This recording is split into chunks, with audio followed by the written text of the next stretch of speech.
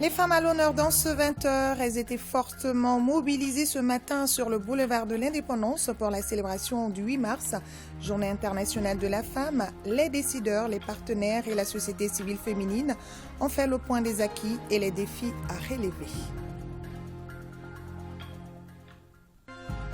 Nous allons également parler des pagnes du 8 mars qui sont fortement sollicitées par les femmes. Aujourd'hui, ces pagnes nous proviennent de partout à travers le monde et les promoteurs des unités industrielles du Mali n'apprécient pas cette situation. Awama Kamara est allé voir. 8 films projetés pour la célébration du 8 mars au Centre national de cinématographie du Mali, des fictions et des documentaires qui retracent nos valeurs sociétales. Bonsoir à tous et bienvenue dans la grande édition de ORTM1, une édition consacrée en grande partie à la célébration du 8 mars. Tout d'abord, parlons de ce geste patriotique de Diakaridia Togola, ce jeune qui a quitté Nyono à vélo pour Bamako pour remettre les couleurs nationales au président de la transition. À son arrivée au palais de Koulouba, il a été accueilli par le chef de l'État, Diomatina. La commémoration du 8 mars, journée internationale de la femme, a aussi été marquée au palais de Koulouba par cet acte de patriotisme plein de signification. En effet, Diakaridia Togola, boulanger de son état, a quitté Nyono à vélo pour venir manifester son soutien et son admiration au chef de l'État en lui remettant le drapeau national.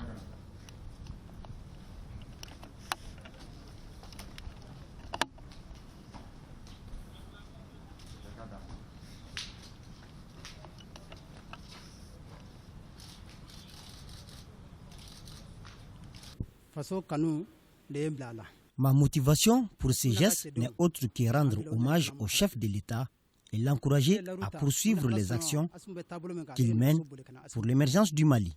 Je me suis fixé cet objectif de faire ce trajet Nyono-Bamako et Dieu merci, c'est devenu une réalité. Diakaridia Togola n'est pas un cycliste professionnel. Il a fait le trajet Nyono-Bamako en 4 jours. Concernant le trajet, j'ai quitté Nyono le mercredi 2 mars pour passer la nuit à Ségou. J'ai quitté Ségou jeudi pour dormir à Fana. Le vendredi 4 mars, j'ai quitté Fana pour Kassela avant d'arriver à Bamako samedi matin vers 10h. Durant mon trajet, j'ai eu une seule crevaison. C'est un sentiment du devoir accompli qui anime désormais Diakaridia Togola qui a réussi à atteindre son objectif, à savoir pédaler de Nyono à Bamako. Les femmes du Mali ont célébré aujourd'hui la journée du 8 mars avec faste. Cette année, la fête s'est transportée au boulevard de l'Indépendance pour porter haut la voix des femmes du Mali au sommet de l'État.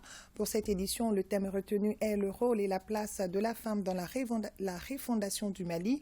Décideurs, partenaires et sociétés civiles féminines ont fait le point des acquis, rappelé les défis à relever. Le bilan est jugé positif, mais l'application de certaines lois connaît un recul comme la loi 052, loi relative à l'accès aux fonctions nominatives et électives. Là-dessus, suivant le reportage de Sila Bachili. Le monde se remémore et rend hommage à la femme le temps d'une journée, le 8 mars. Une célébration annuelle pour rappeler les droits de celle qui est le socle de la famille. La Journée internationale de la femme est une opportunité de faire le plaidoyer et de sensibiliser sur la cause de la femme. Un rendez-vous historique au boulevard de l'Indépendance pour mettre l'accent sur l'importance de la promotion de la femme pour le développement dans tous les secteurs. Le Mali a misé grand pour hisser les droits de la femme et faire entendre la voix de celle-ci au sommet de l'État. Cette année, le thème international retenu par les Nations Unies est l'égalité aujourd'hui pour un avenir durable. Au niveau national, nous avons retenu comme thème rôle et place de la femme dans la refondation du Mali. Ce thème est en parfaite harmonie avec la préoccupation du moment car notre pays est confronté aux conséquences d'une crise multidimensionnelle qui a ébranlé les fondements de la nation elle-même. La dégradation de la situation sécuritaire, les dysfonctionnements des institutions étatiques, l'effritement de la cohésion sociale, la détérioration du climat politique et la grogne sociale. Des avancées, le Mali en note en matière de promotion de la femme avec la politique genre ou encore des projets d'autonomisation. Cependant, la mise en œuvre de la loi numéro 052 pour l'accès aux postes nominatifs et électifs connaît un recul, un tard à corriger. Les partenaires techniques et financiers dressent un bilan positif avec un souhait d'amélioration et rassurent quant à leur accompagnement. Les femmes, principales victimes des conflits, de l'insécurité et des déchirures sociales, doivent être impliquées dans le processus de construction du Mali en vue de la consolidation d'une république démocratique, plurielle et laïque. Je voudrais réitérer l'engagement et la disponibilité de la MINUSMA ainsi que de l'ensemble du système des Nations Unies à vous accompagner pour qu'ensemble nous gagnions le combat visant à assurer que les femmes maliennes occupent toute la place qui leur revient dans l'entreprise cruciale de refondation du Mali.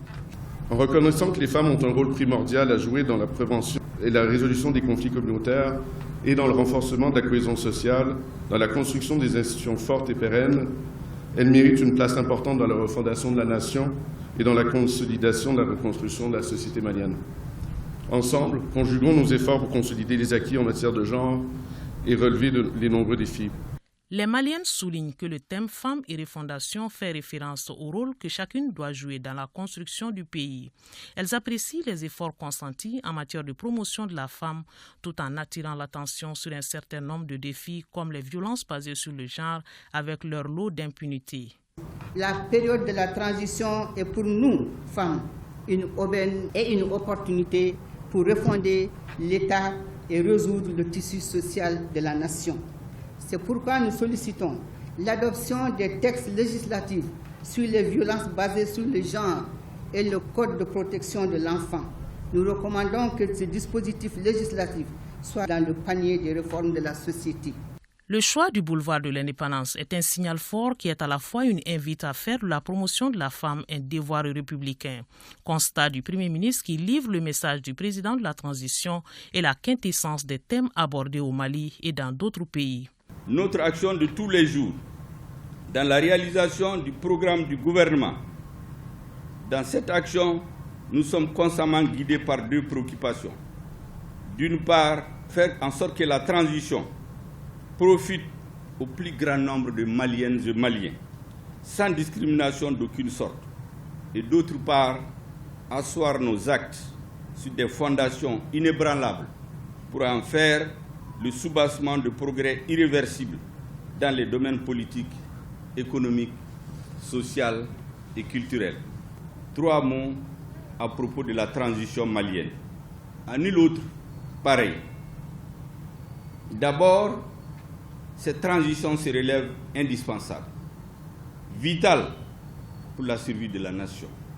Elle ne saurait donc se ramener à renverser un ordre constitutionnel pour restaurer en lieu et place un autre ordre constitutionnel, mécaniquement, dans la précipitation.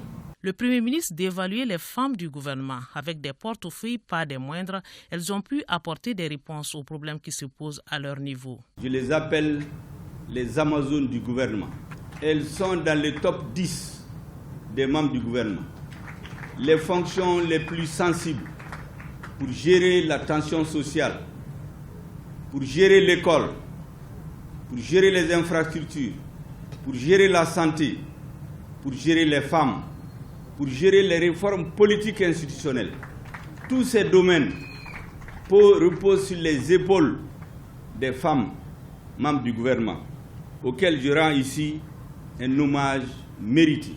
Aux époux de leurs sœurs ainsi qu'à leurs frères tombés sous le champ de l'honneur à Mondoro, les femmes ont une pensée pieuse. En préambule des différents discours, la minute de silence a été accordée en leur mémoire. L'assistance par la suite a pu apprécier le savoir-faire des femmes dans différents secteurs pour dire que les femmes sont en première ligne de leur promotion. Tout à fait. La célébration du 8 mars a été marquée cette année par un défilé des femmes, des forces armées de sécurité et des organisations de la société civile. En marge de ce défilé, les femmes entrepreneurs ont organisé une exposition mettant en valeur les productions issues de transformation. Alouseni Touré a recueilli les impressions de certaines responsables d'entreprises et quelques femmes leaders, suivant son reportage. Le rôle des femmes dans la refondation du Mali, c'est le thème choisi cette année pour la célébration de la Journée internationale de la promotion des droits des femmes. Occasion pour les femmes d'exprimer leur engagement aux côtés des autorités dans la poursuite des réformes engagées dans le cadre de la refondation. Nos interlocutrices soulignent le rôle crucial attendu de toutes les femmes, de quelque niveau qu'elles soient, pour relever ce défi. Nous sommes dans une transition politique et au cours de cette transition, les plus hautes autorités ont voulu toucher au fondement même de la nation malienne. Fondements qui ont été brisés par une trentaine de pratiques démocratiques au cours desquelles les systèmes de gouvernance, la corruption, le népotisme, tous ces maux qui minent aujourd'hui notre pays ont pu se développer.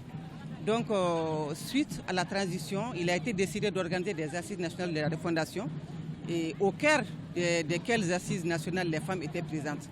Il s'agit donc d'interroger nos valeurs sociétales, d'interroger nos valeurs culturelles, d'interroger nos acquis, d'interroger nos savoirs et d'en tirer aujourd'hui le meilleur pour reconstruire ce pays. Une société qui ne se refonde pas est une société qui ne change pas. Et les deux principes directeurs dont le Premier ministre a parlé, il faut revoir notre sécurité, il faut revoir les réformes institutionnelles parce que la loi elle est très importante, les institutions sont à respecter. Il faut les revoir et après élire qui de droit dans un cadre normal où tout le monde comprend.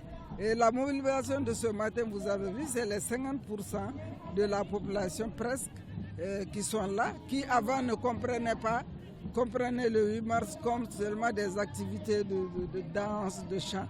Aujourd'hui, ils ont compris que c'est une nation nouvelle qu'on veut rebâtir. Et le mandat de l'ONU Femmes est de promouvoir l'égalité du genre et l'autonomisation des femmes. La journée du 8 mars, c'est une journée où nous célébrons la femme, le rôle joué par la femme. C'est une journée où nous apprécions les efforts accomplis dans le combat d'égalité du genre et de l'autonomisation des femmes. De l'autre côté du boulevard de l'Indépendance, face à la tribune officielle, se dresse l'exposition consacrée aux produits issus de la transformation, œuvre des femmes entrepreneurs. C'est également le même engagement autour du pays qui est constaté au sein de ces femmes battantes. Nous recyclons les objets plastiques, tout ce qui peut causer préjudice à l'environnement. On essaie de les valoriser en faisant des trucs de décoration que vous voyez ici présents. Nous plaçons ce 8 mars pour un Mali nouveau. Donc, toute personne doit faire quelque chose pour l'édifice du Mali et surtout pour les Malikoura. Les femmes du Mali, dans leur généralité, se disent déterminées à relever le double défi de leur autonomisation et de leur engagement auprès des autorités dans le cadre de la refondation ainsi amorcée. Sira Batili l'a signalé tout à l'heure, un hommage a été rendu à nos vaillants soldats tombés sur le champ d'honneur à Mondoro. Le Premier ministre Shoguel Kokalamaïga est revenu sur l'attaque de Mondoro tout en rappelant la bravoure de nos soldats et l'esprit de patriotisme qui les anime. Nous vous proposons ce passage du discours du Premier ministre sur l'attaque de Mondoro. L'attaque terroriste, lâche et barbare, dont le camp militaire situé dans cette localité a été victime le vendredi 24 mars 2022. Complexe, combinant différentes tactiques menées par des centaines d'hommes, sans foi ni loi, véritables mercenaires à l'assaut d'un ennemi qui continue de se croire tapis dans l'ombre, alors qu'il a été débusqué depuis longtemps, grâce à la vigilance de notre peuple. L'ennemi n'y est pas allé de main morte. Il a pris soin de tout mettre en œuvre pour se garantir un succès dont la conséquence serait, selon ses prévisions, serait double. D'abord, saper le moral de nos troupes, donner la preuve que sans l'appui des forces étrangères, notamment leur aviation, nous ne parviendrons pas à sécuriser nos populations. En un mot, au moment où nos forces de défense et de sécurité remportent des victoires, victoire sur le terrain, il s'agit, dans une tentative désespérée, d'essayer de donner la preuve qu'il n'en est rien. Mais mesdames et messieurs, l'ennemi, comme les commanditaires de l'ennemi, se sont lourdement trompés. En particulier, ils ont ignoré que le temps n'est plus à l'expression repli tactique, repli stratégique, que sais-je encore. Ces termes ne sont plus à la mode aujourd'hui au sein des forces armées de sécurité. Notre apport armé a porté un coup assez rude. Les ennemis du Mali qui ont attaqué notre garnison ont porté un coup sûrement rude à notre armée. Nous avons déploré des pertes en vies humaines et en matériel, des blessés rapidement évacués sur les centres de santé. Au nom du président de la transition, chef suprême des armées, au nom de toute l'équipe gouvernementale, du président et des membres du Conseil national de transition, des autorités militaires et à mon nom propre, j'adresse nos sincères condoléances aux parents de ceux qui sont tombés sur le champ d'honneur et souhaite prompt rétablissement aux blessés. La réplique, notre réplique, la contre-offensive fut à la fois terrible et foudroyante pour l'adversaire. Grâce à l'élargissement de notre coopération avec d'autres partenaires, à l'armement dont nous nous sommes dotés, aux munitions dont nous sommes approvisionnés, nos forces armées ont donné la preuve qu'elles sont des dignes héritiers de ceux qui, mis par la devise « plutôt la mort que la honte », n'ont reculé devant aucun sacrifice au nom de la patrie. Pour la célébration de la Journée internationale de la femme, le pagne du 8 mars est fortement sollicité pour cette célébration. Le pagne symbolisait cette union et l'identité des femmes. Aujourd'hui, les pagnes proviennent de partout à travers le monde, chose que les promoteurs des unités industrielles du Mali décrivent. Quel est le rôle du département de la femme dans l'acquisition des pagnes du 8 mars et qu'en pensent les commerçants? Élément de réponse avec Awama Kamara. Discussion et embarras de choix. Il est 9h dans cette boutique située au grand marché de Bamako. Madame Tamega et sa fille ont du mal à faire un choix parmi les pagnes aux motifs les plus divers proposés par le vendeur. C'est ça, 8 mars fini. A donné nafa kunye mouye folo. Anga donc a fêté qu'un beka do fini kelendo. Mais c'est ça, 8 mars nafa doara. Parce que fini feretli chara toro abebo jamana bela. Anga commande taxi nanga ba taxi kumba glan kuma mi fladrone kundo. Ananga présentu be kumbe jekado. Fama muso. Mais c'est ça otala. Les pagnes du 8 mars étaient naguère vendues avec un seul motif. Quelquefois, les couleurs pouvaient être diversifiées. Cette année, la profusion des motifs et des couleurs est devenue source d'embarras pour la plupart des clients. Certains motifs et couleurs de ce pagne très prisé par les femmes avaient déjà été déversés sur le marché malien encore en novembre dernier. Donc pratiquement, valeur était finie là tout. D'abord, mingama au tableau quoi. Donc à quelle fin commercial d'abord les musots donc pour que vous informer que si ça au talabli.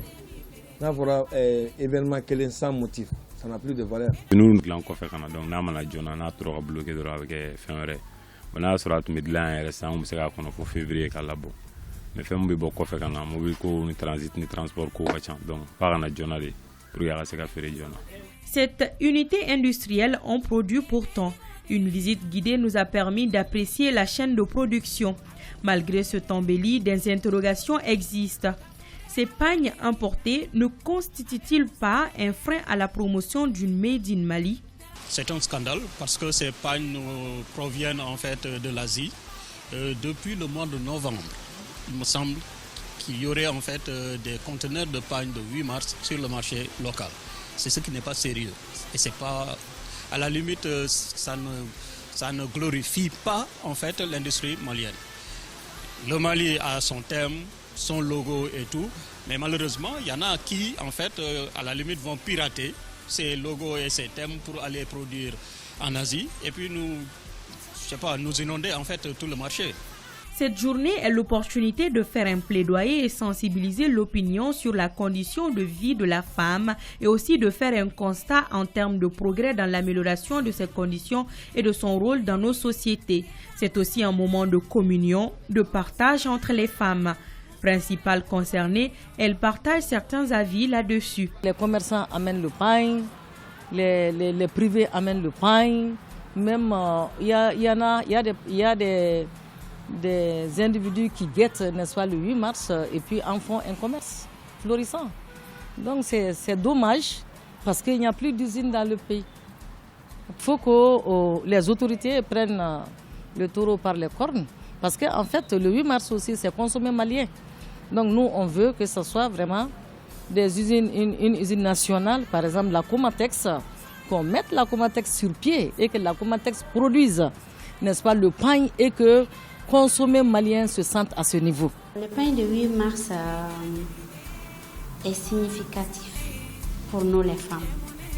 Moi j'adhère à l'idée que toute femme qui a les moyens, évidemment, il ne faut pas forcer, porte s'habille en pain de 8 mars.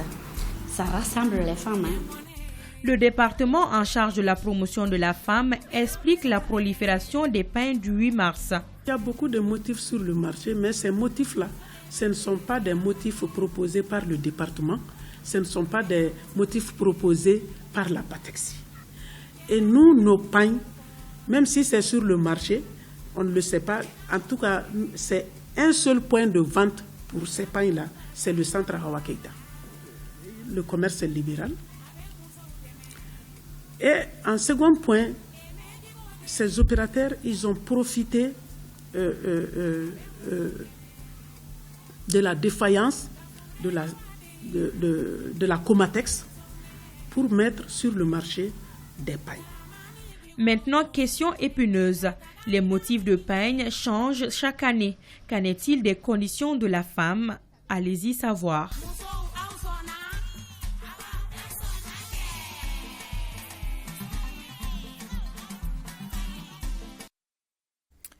Parlons cette fois-ci du Made in Mali avec Djeneba Guindo, focus sur cette icône de l'artisanat textile Dogon. Elle travaille avec l'indigo naturel. Elle est même en association pour valoriser cette peinture qui nous offre la nature. Le dossier est signé Cheikh Oumar Sankaré, Abdul Salamba et Moulay Sidibé. Du haut de ses 65 ans, Djeneba Guindo est une amazone de l'artisanat textile au plateau Dogon. De par sa dextérité et sa créativité, elle a su emprunter son motif au textile Dogon. Pour elle, ce travail est un héritage familial.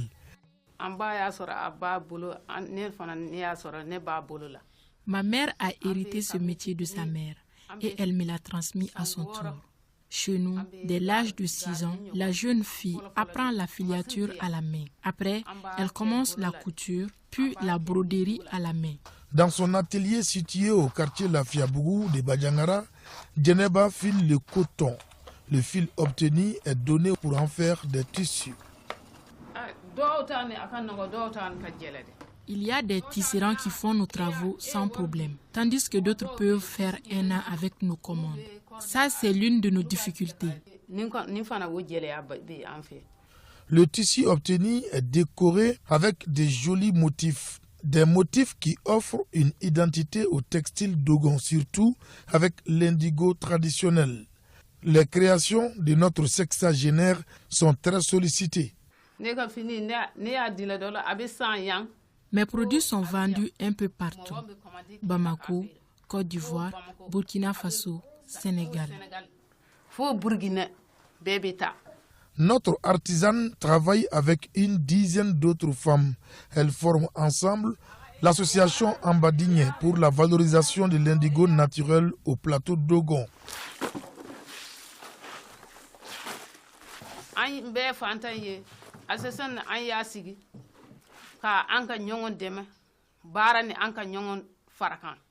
Nous sommes entre femmes pauvres dans cette association.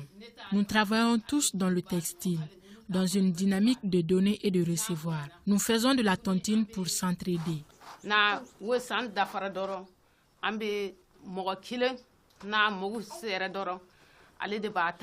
Chaque femme travaille pour elle-même et parfois pour l'association. Aujourd'hui, le courage et l'engagement de ces braves femmes sont mis à mal par la crise sécuritaire. C'est dur pour nous maintenant. Ceux qui partent vendre nos produits ne peuvent plus se déplacer librement. Et ceux qui viennent payer aussi sont empêchés par la crise.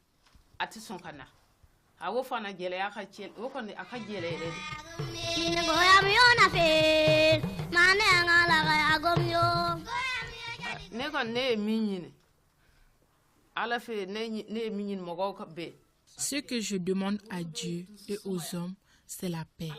Que tout le monde se comprenne et agisse pour l'avenir. Sans cela, le monde ne connaîtra pas la paix. Et nous, les femmes, nos enfants et nos maris, sommes des victimes. Je demande à Dieu de nous aider et nous éloigner des conflits, qu'il nous apporte la paix et l'entente. En attendant le retour de cette paix, l'originaire de Sanga et ses collaboratrices prennent en mal leur patience. Chaque matin, elles se retrouvent pour donner une beauté au tissu, comme pour rejoindre le théoricien de l'art allemand Johann Wolfgang qui dit, je cite, « Le beau est une manifestation des lois secrètes de la nature ». Fin de citation. Et le ministre chargé de l'action humanitaire de la solidarité a remis des vivres aux déplacés du site de Sénou dans le cadre de la célébration du 8 mars. Aliou Abdoulaye Touri. C'est un vent de réconfort qui souffla cet après-midi sur le site des réfugiés de Sénou. Le ministre de l'Action humanitaire, accompagné du directeur général de l'aéroport du Mali, ont remis des vivres et une enveloppe symbolique aux femmes et enfants vivant sur ce site. C'est juste pour aider nos mamans qui sont sur le site de déplacés, afin qu'elles puissent bien fêter la journée internationale des femmes. Tout en ayant en tête que l'objectif du gouvernement, c'est d'organiser leur retour sur les sites d'origine. C'est vraiment un élan de solidarité de notre part. C'est l'aéroport, donc ça nous concerne évidemment parce que c'est la zone aéroportuaire. Donc c'est important, même si c'est pas la zone aéroportuaire, c'est des Maliens tout court. Au nom des bénéficiaires, le porte-parole des femmes, très ému, a chaleureusement remercié l'initiative tout en exprimant le vœu de pouvoir regagner leurs localités respectives d'ici le 8 mars prochain. Et le RPM, l'ADEMA PSJ, l'URD, le Mouvement pour le Mali rendent hommage et souhaitent une bonne fête du 8 mars aux femmes du Mali et du monde entier. Sur un tout autre plan, le ministre des Affaires étrangères et de la coopération internationale Abdoulaye Diop a rencontré cet après-midi à son département les membres du comité local de suivi de la transition. Les travaux se sont tenus loin de nos caméras, mais tout laisse à croire que les deux parties sont dans la dynamique d'accorder ensemble leurs violons pour une sortie définitive de la crise. Le point avec Boubacar Sissoko et Idrissa Traoré. Cette rencontre s'inscrit dans la suite logique de la visite à Bamako du médiateur de la CEDEAO pour le Mali, Goodluck Jonathan, le 24 février dernier. Les échanges se sont donc déroulés à huis clos, mais tout porte à croire que les deux parties sont dans la dynamique d'avancer ensemble pour une sortie de crise. Il y a aussi ce que j'ai noté de la part du gouvernement comme de la part des membres du comité de suivi, un réel engagement et une volonté de trouver une solution. Je dois dire que nous sommes tous conscients que le facteur temps est un facteur essentiel. Et pendant que nous discutons, nous sommes conscients que le pays est sous sanctions et que ces sanctions affectent les activités économiques et financières du pays, affectent des populations. Et nous sommes conscients qu'il faut aller très vite pour pouvoir lever ces sanctions. Les progrès sont notoires et des efforts supplémentaires doivent être conjugués pour la normalisation de la situation sociopolitique dans notre pays. La nécessité d'arriver aussi vite que possible à un consensus qui permette de normaliser les relations entre le Mali et la région, de lever les sanctions qui ont un impact sur les populations et plus vite on arrivera à cette solution, mieux ce sera et pour le Mali et pour la région.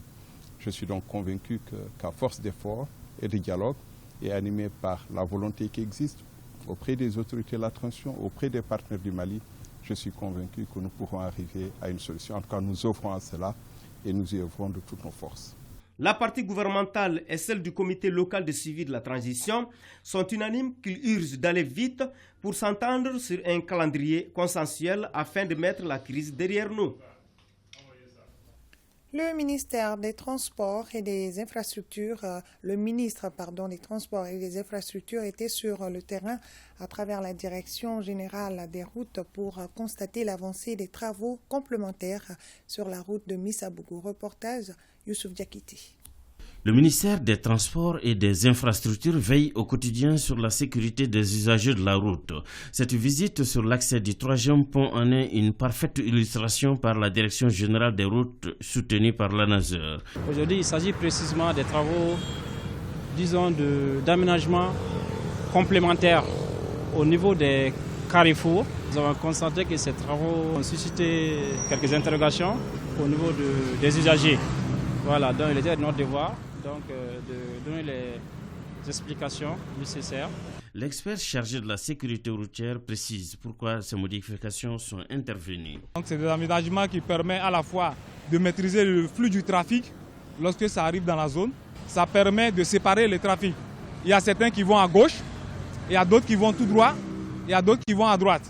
Donc cet espace permet en fait de faire la répartition sécurisée. Donc ceux qui tournent à gauche, ils seront protégés par les mouvements qui viennent de derrière et ceux qui vont à droite auront l'espace nécessaire pour continuer leur circulation sans trop de gêne. Et au directeur général des routes de lancer cet appel aux usagers. Une route, quand elle est bien faite, on a envie de circuler à vivre à l'heure. Mais il faut de la prudence. Faut-il le rappeler, toutes les modifications intervenues sont contenues dans les clauses du contrat entre les différentes entités. Voilà la Direction générale des routes qui est allée constater l'avancée des travaux sur la route de Missabougou. Le projet Technologie agricole intelligente tient sa réunion annuelle de planification du projet, une occasion pour les participants venus de l'intérieur comme de l'extérieur d'examiner les résultats engagés en matière d'amélioration de semences et techniques culturelles. Compte rendu Isaac Chenou. Avec pour mission de mettre à la disposition du monde paysan des semences qui répondent au changement climatique, le projet CESAT, Technologie agricole intelligente face au climat pour améliorer les moyens de subsistance en milieu rural, tient sa réunion annuelle de planification. Pendant 4 jours, les résultats atteints par le projet seront présentés et examinés afin de réaliser un nouveau plan de travail. Vu une grande adoption de certaines variétés au stress, tolérantes aux différents stress agricoles, les variétés de mil, de sorgho, d'arachide, de niébé et de maïs, nous avons aussi fait l'introduction au Mali de très bonnes variétés de soja et de manioc qui sont en train d'être cultivées par nos producteurs. Au Mali, depuis 3 ans, CESAT est un partenaire privilégié de l'IER afin d'assurer la sécurité alimentaire dans notre pays. Ce projet soutenu par la Norvège aide le Mali à développer l'agriculture. L'agriculture intelligente joue un rôle important face aux conséquences du changement climatique et l'ambassade est reconnaissante pour la collaboration avec les institutions de recherche telles que l'IITA et l'IER qui développent et fournissent des solutions pour une agriculture intelligente face à ces défis. Nous sommes ici aujourd'hui pour évaluer les réalisations du projet intitulé Agriculture intelligente face au changement climatique pour l'amélioration des moyens de subsistance de la sécurité et la sécurité alimentaire en milieu rural, CESAT Mali, mais aussi pour planifier ses activités au titre de l'année 2022. Des plateformes ont été mises en place pour l'atteinte des objectifs de mise en œuvre du projet. Au dire des responsables des plateformes, CESAT a déjà obtenu des résultats encourageants en matière de sécurité alimentaire. À présent, le point Covid-19, les services de santé ont enregistré 0 décès, 4 patients guéris et 3 cas positifs sur 910 tests réalisés et 42 patients sont sous traitement. 16e édition du festival Ali Farka Touré, organisé par la Fondation Ali Farka Touré. L'initiative vise à immortaliser les œuvres de l'icône de la musique malienne. Reportage à Salem Konati. C'est devant un public composé d'anciens collaborateurs de l'ambassadeur de la musique malienne, décédé le 7 mars 2010, qu'a débuté cette 16e édition du festival Feu Ali Farka Touré. Pour les initiateurs, il s'agit de remémorer les œuvres de ce grand homme. Le message que j'ai à l'initiateur de ce festival, les initiateurs de ce festival, c'est de faire en sorte que ce festival retourne à Niafunké. C'est un festival qui doit être à Niafunké. D'abord parce que Niafunké a besoin de ça pour la paix.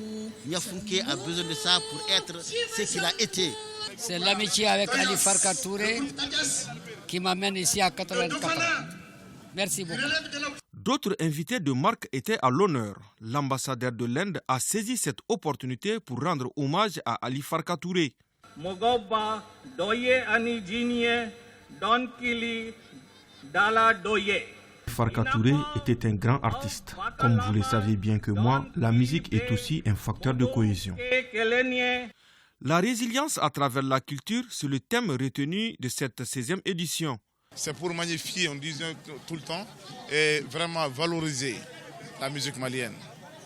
Au nom de quelqu'un, tu vois, qui a tout fait pour ce Mali, vraiment qui a amené la musique malienne très haut, qui est fait Ali Farka Touré. Durant ces 3 jours, les amoureux de la musique malienne en général et ceux qui ont la nostalgie d'Ali Farka Touré auront droit à différentes prestations d'artistes et culturelles. Première projection publique du film Le Dernier Refuge du réalisateur Ousmane Zorome Samasekou au Cinémagique. Ce long métrage de 85 minutes met en lumière la face cachée de la migration. Le Dernier Refuge est le premier film malien qualifié pour les Oscars aux États-Unis. Une fierté nationale, nous dit les cinéphiles. Compte rendu Idrissa Koli. Le Festival international culinaire africain de Bamako, FICAB, est une initiative des meilleures cuisinières ou détentrices des secrets des mets maliens. L'Association des femmes professionnelles des métiers de la restauration AFPROMER, avec à sa tête Oumou Traoré, communément appelée la vieille marmite, valorise ainsi la gastronomie africaine et plus particulièrement celle malienne. Durant 2 jours, des professionnels de la gastronomie, des transformateurs de produits alimentaires locaux, venus des 4 coins du Mali, du continent africain, vous proposent des menus concoctés à partir de nos recettes locales et à base de produits made in Mali.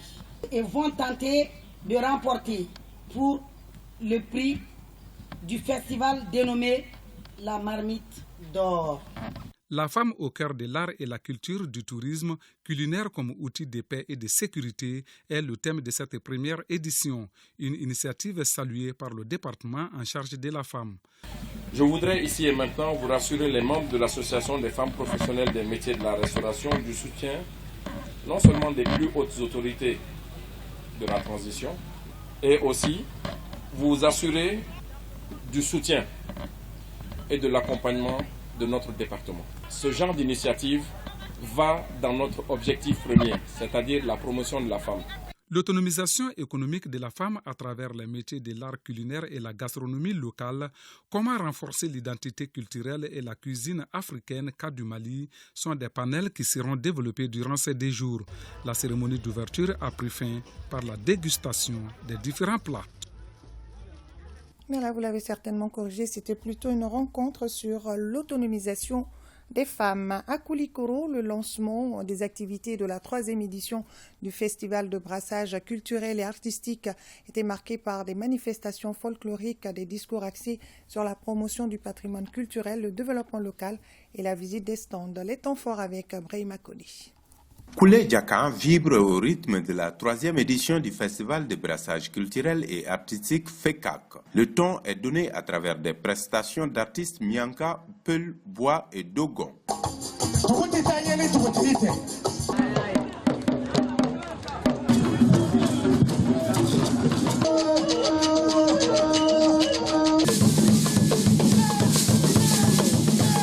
Cette 3e édition, dont le thème est rôle et place des autorités traditionnelles dans la consolidation de la paix et de la cohésion nationale, nous interpelle tous en nous demandant de nous replonger dans notre passé et épuiser ce qui est positif dans notre propre culture. L'objectif est d'utiliser l'art pour adoucir les cœurs et les esprits des Maliens épris de paix et de cohésion nationale. Notre ambition, c'est le développement et la mise en lumière de la région, de la ville et du cercle de Koutiala. Et la deuxième ambition est de faire la promotion de la culture locale et la culture nationale. Koutiala est une ville cosmopolite. Nous nous rendons compte qu'il y a un ancrage culturel et ce festival a été organisé pour renforcer cet ancrage culturel. Les représentants des différentes communautés ayant pris la parole ont magnifié la richesse et la diversité de la culture malienne. Nous sommes heureux de voir que cette année, ce qui est à l'honneur, c'est la réconciliation, c'est le vivre ensemble. Et notre hôpital Poulakou, nous sommes toujours présents à tous les rendez-vous. Chaque fois qu'il s'agit de multiplier et de développer les efforts en vue de reconquérir la paix et la réconciliation. Le FECAC devra insuffler une nouvelle dynamique dans la vente de l'image de Koutiala, non seulement à travers la promotion du patrimoine culturel, mais aussi par le biais d'une foire internationale. Le FECAC favorise le brassage entre les communautés, brassage qui permet la compréhension mutuelle, l'entente et la cohésion dont notre pays a tant besoin aujourd'hui. Le festival permet également la promotion socio-économique et culturelle. Des stands bien garnis ont été visités par les autorités administratives, politiques et plusieurs festivaliers qui voulaient assouvir leur curiosité. Voilà, Koutiala qui accueille la 3e édition du Festival de brassage culturel et artistique. 8 films ont été projetés au Centre national de cinématographie du Mali pour la célébration du 8 mars. Des films et documentaires réalisés par des femmes du Mali et qui mettent en relief les réalisations des femmes et les valeurs culturelles sociétales de notre pays. Alpha Maïga pour le reportage. Femmes et cinéma, le duo s'embrasse comme un dans un film de romance. Et comme ce jour symbolique du 8 mars, fête de la femme et fête du cinéma. C'est dire tout simplement que le genre compte dans le cinéma malien et les femmes se sont célébrées ce 8 mars en soutenant qu'on est avant tout un artiste. C'est l'occasion pour nous de manifester notre joie et d'imprimer notre marque des femmes de l'image à travers cette initiative de projection de films réalisée essentiellement par les femmes. Au total, ce sont 8 œuvres cinématographiques du Mali pour une durée de 96 minutes réalisées par des femmes qui ont été projetées au public pour marquer cette fête. La réalité qui s'impose aujourd'hui est que le rôle des femmes dans la vie socio-professionnelle est de plus en plus connu et reconnu. Femmes comme levain des volontés de développement. Votre rôle combien salutaire au bénéfice de l'industrie cinématographique et de l'audiovisuel dans notre pays. Avec ce cinéma féminin à travers fiction et documentaire, sous une belle écriture dramatique, livre les conditions des femmes dans le travail, le rôle et la place de la femme dans le développement socio-économique. Au moins 7 films qui retracent réellement les valeurs de notre société. C'est des grandes valeurs, des valeurs de solidarité, de paix, de cohésion sociale. Cette activité est une première par les femmes du Centre national cinématographique du Mali. Et c'est ce qui met fin à cette édition. Merci à vous de l'avoir suivi. À demain, même heure, même plateau. Plaisir à Dieu et bonne fin de soirée à tous.